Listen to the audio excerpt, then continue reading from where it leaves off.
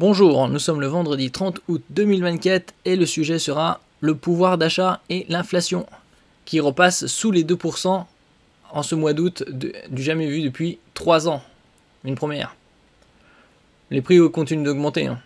Ça ne signifie pas, dans certaines têtes, les gens pensent que quand l'inflation diminue, ça veut dire que les prix seront moins élevés.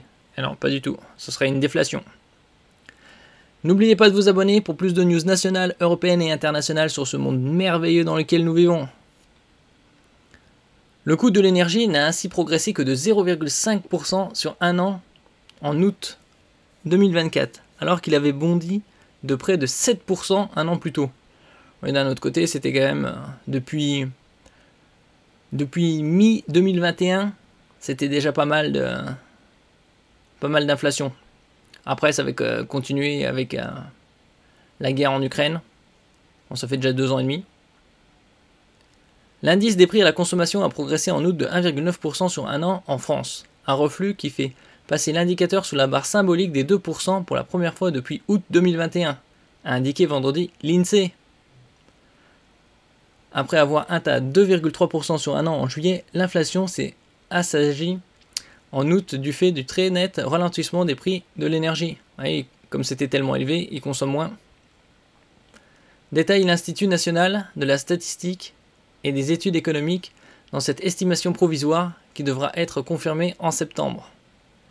Là, on est fin août, on verra ça au mois d'octobre, les publications.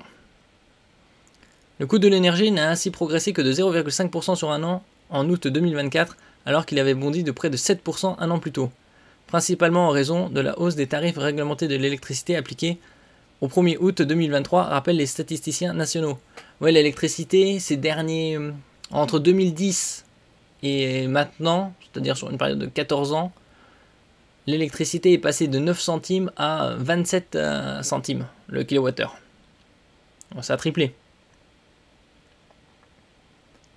Les prix des produits alimentaires ont également augmenté de 0,5% sur un an en août, à rythme identique à celui du mois de juillet, tandis que les services, qui pèsent le plus lourd dans l'indicateur, se sont renchéris de 3,1% sur un an, là où leur prix n'avait progressé que de 2,6% sur un an en juillet.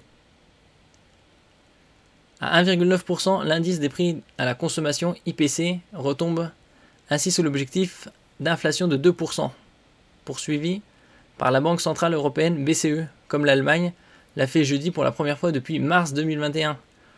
Oui, certes, l'inflation est moins importante que précédemment, mais en même temps, le SMIC a légèrement progressé, mais sans plus. Il est à 1400 € net par mois, grossièrement. Alors leur SMIC à 1600 € net, c'est pas près d'arriver. Mais plutôt que l'IPC, l'indicateur retenu par la Banque centrale pour comparer l'inflation d'un pays européen à l'autre, est l'indice des prix à la consommation harmonisé, IPCH, qui a de son côté progressé de 2,2% sur un an en août, après 2,7% en juillet, indique l'INSEE. La principale différence entre l'IPCH et l'IPC porte sur les dépenses de santé. L'IPCH suit des cours nets des remboursements de la sécurité sociale, tandis que l'IPC suit des prix bruts, explique l'Institut. On verra aussi à la fin du mois de septembre le plan de réduction du déficit public de la Macronie. Une révision à la hausse de l'IPC lors de la seconde estimation attendue le 13 septembre reste par ailleurs possible. En mai et en juin, l'INSEE avait ainsi révisé à la hausse sa première estimation d'inflation à hauteur de 0,1%. Oui, bon, ça continue quand même de grimper, même si c'est moins important que par la suite. Sur 3 ans, c'est la première fois que ça descend en dessous de 2%. Soi-disant officiellement au pic, l'inflation était de 5,8, 6%. Bon après, il faut évidemment, ça c'est global, voir par secteur. En ce qui concerne l'inflation des produits alimentaires, c'était au moins 25% sur ces 2-3 dernières années. Et c'est ce qui est le plus important. Les biens de consommation quotidiens. Merci pour votre écoute et à la prochaine.